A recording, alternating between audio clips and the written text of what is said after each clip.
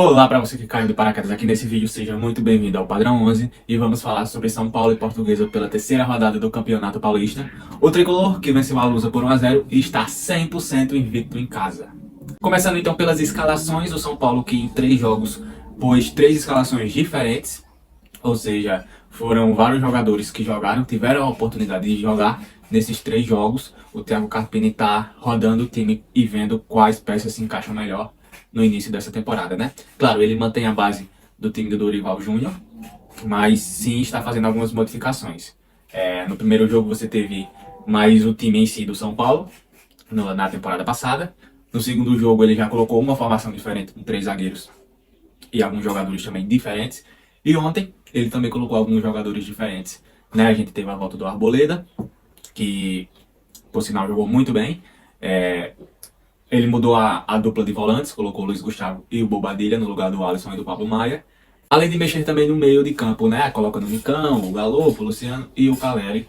E dando um descanso ao Rato, ao Lucas, né? O Lucas não joga 2 partidas. Creio que ele não ter colocado o Lucas no jogo de ontem nem na relação foi para poupar contra o Corinthians, porque é um duelo importante, né?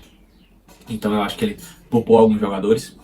E também a gente tem preocupações com o Igor Vinícius, que iria fazer exame. E até esse horário desse vídeo que eu tô fazendo aqui, não se sabe ainda o que tem o Igor Vinícius. Se é algo sério ou foi só algo repentino, né? O Igor Vinícius atuou em todas as 3 partidas nesse início de temporada. Ele ainda estava voltando, então claro que isso pesa, né? Porque depois do duelo do Corinthians na terça-feira, o São Paulo vai enfrentar o Palmeiras pela Supercopa do Brasil no domingo, não é? Então, falando do jogo, o São Paulo ele não joga tão bem como jogou no primeiro jogo, né? Aí no segundo jogo também já não jogou tão bem. Eu vi o Luiz Gustavo às vezes atuando até como terceiro zagueiro na saída de bola, né? E também fazendo passes longos. Eu me lembro, acho que foi no segundo tempo, um contra-ataque do São Paulo, que o Luiz Gustavo pegou a bola e mandou um passe pro Galo, porque originou uma falta. Então, sim, o Luiz Gustavo ele entra bem, né? E foi, por acaso, foi o primeiro gol dele, né? A primeira vez titular, o primeiro gol dele, e foi bonito de se ver, né? E ele, depois lá na entrevista, disse que não veio aqui pro Brasil para brincadeira e que vai jogar sério, e que é um jogador sério e realmente tem qualidade, você vê isso, né? Então o São Paulo ganha muito com isso, e também ganha até na questão de dar um descanso à dupla de volantes, né? O Bobadilha também jogou muito bem, e aí você tem um descanso, e pode ter até alguns jogos alternando entre esses jogadores, porque a temporada é longa, o São Paulo vai ter 3 ou 4 torneios para disputar, então precisa de muita gente, e essa rotatividade que o Carpini está colocando é essencial para a equipe engrenar e dar descanso a uns e dar sequência a outros, né? Eu acho que dentre esses jogadores, desses 3 jogos primeiros, esses primeiros 3 jogos, só quem atuou eu acho que foram o Igor Vinícius, o Caleri, o Alan Franco e o Wellington, que foram todos titulares nesses primeiros 3 jogos. Não, o Igor Vinícius não. O Igor Vinícius ele não começou no segundo jogo contra o Mirassol, mas ele entrou no segundo tempo. Mas o Wellington, Caleri e Alan Franco, que eu me lembre, esses 3 sim começaram como titulares nesses primeiros 3 jogos.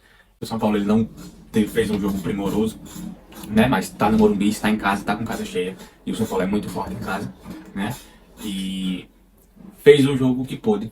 Eu acho que a gente não pode falar que o São Paulo jogou mal, até porque ele estava com um time bastante alternativo, se você ver, né? Desde a dupla de volantes até o meio. E eu vou dar os parabéns ao Nicão, fez uma partida ótima, excelente. É um grande reforço, eu gosto do Nicão particularmente. E o Galopo também. O Luciano eu não achei ele tão bem, né? Acho que o Luciano ele ainda oscila em alguns jogos, né? Mas é um cara muito importante, né? Principalmente em jogos decisivos. O Luciano é um cara importante. Mas, cara, não fez uma partida muito boa. O Caleri ainda, mesmo que não fez o gol, né? Já é a terceira partida dele e ainda não fez o gol. Mas é porque ele tá pegando o ritmo. E eu tenho certeza que a hora dele vai chegar pra ele fazer o gol. Quem sabe não é o gol contra o Corinthians, né? O Caleri a gente sabe que gosta de marcar contra o Corinthians. E no mais, acho que é só isso. Não tem muita coisa pra se falar. Acho que o São Paulo sim teve um certo desconforto em alguns minutos contra a Portuguesa, principalmente o Krigor estava dando muito trabalho na defesa do São Paulo. E sim, a Portuguesa ofereceu alguns perigos ao São Paulo, mas não muito. Acho que o Jandré ele foi bem quando foi exigido. O Arboleda, como eu disse mais uma vez, foi fantástico, magnífico. Com certeza ele é o titular daquela zaga. Tivemos o problema do Igor Vinícius, que vamos ver, né? O Wellington jogou muito bem também. Eu acho que você tem que descansar o Wellington também, senão ele vai ficar muito sobrecarregado. E aí pode ter até algum problema de lesão. No caso do Igor Vinícius, que a gente ainda não sabe o que é.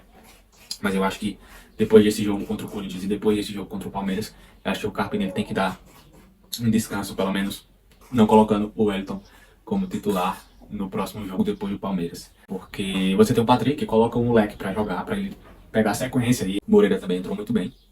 O Moreira tem qualidade, faz tempo que o Moreira não joga por conta de lesão também, né? E ele entrou muito bem.